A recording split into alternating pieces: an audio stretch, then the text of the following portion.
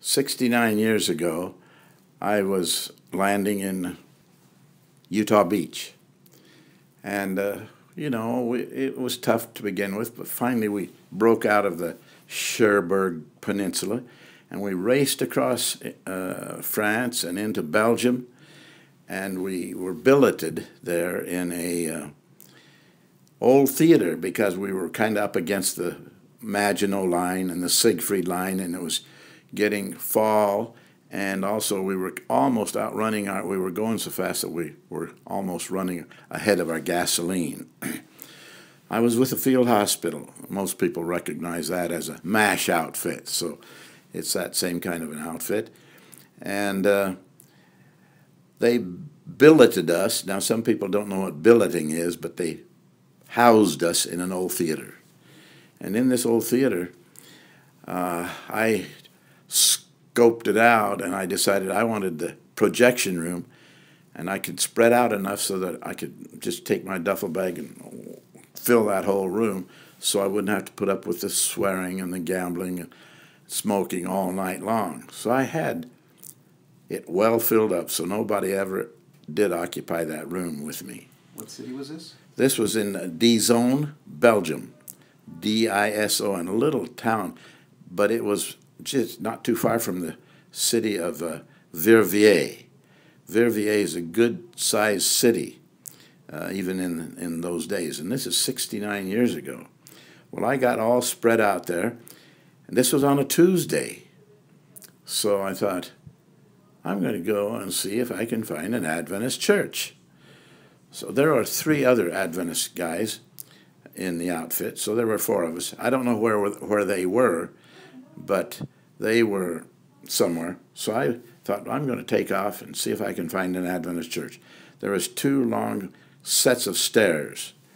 So I went down to the first set and the second set. The second set ended me up right outdoors. So as I got about 4th or 5th step from going outdoors, right in front of me was about a 12-year-old kid. I don't know, 12 or 10 or 14, but something like that.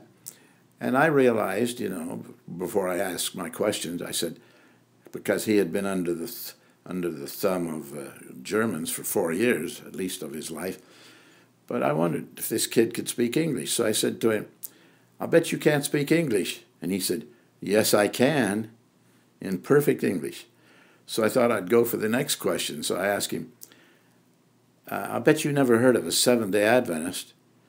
He said, yes, I have, and I will be here 8 o'clock Saturday morning to take you where they meet. Well, this is a 10 or 12-year-old kid, 5 days away. Of course, I had some misgivings too. So I was really excited about that. So I found the other 3 Adventist guys, and they kind of laughed at me too. They said, 5 days from now, that kid will forget you ever existed. So I had that same fear, of course, but 5 days, 8 o'clock Sabbath morning, that kid was standing in the very same spot he was on Tuesday morning. So as we took off, we chatted and talked, and he said, now, we're going to get to the trolley line. We'll just follow the trolley line into town. But the trolley line is not being used because it's been bombed out. So we'll have to walk, and it'll take us about an hour to walk.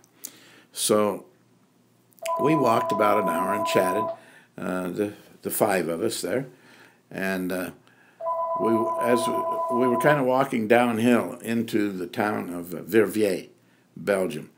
And when we got there, we kind of walked into a plaza. It was an area that was obviously made for a shopping center, big parking lot, but in those days there were no cars there. People think, well, there's a big parking lot. Wow. No, there was a big parking lot, all blacktop, but I don't remember a car in sight because we were in the middle of war. So we walked across that parking lot, and we came to a wall, about a 6-foot cement wall that was put there to retain dirt, and above the cement wall was a row of apartments, and about every 50 feet, a set of steps to go from the parking lot up to the level of the apartments. So we walked right up to that retaining wall. We walked right up to that retaining wall, and he pointed to the second floor. He said, "They're right there in that second floor of that place." And I turned around to say thank you, and there was nobody there. Now that was 69 years ago, and interestingly enough, in that second floor, there were 50 Seventh-day Adventists.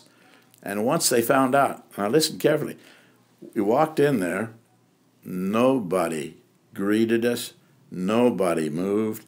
For GIs, we didn't have a very good reputation. Nobody moved to greet us. And the back row was full of nice-looking girls. And we sat down in that row behind the girls, and I opened my Bible, and I happened to have a picture of Ellen White in my Bible.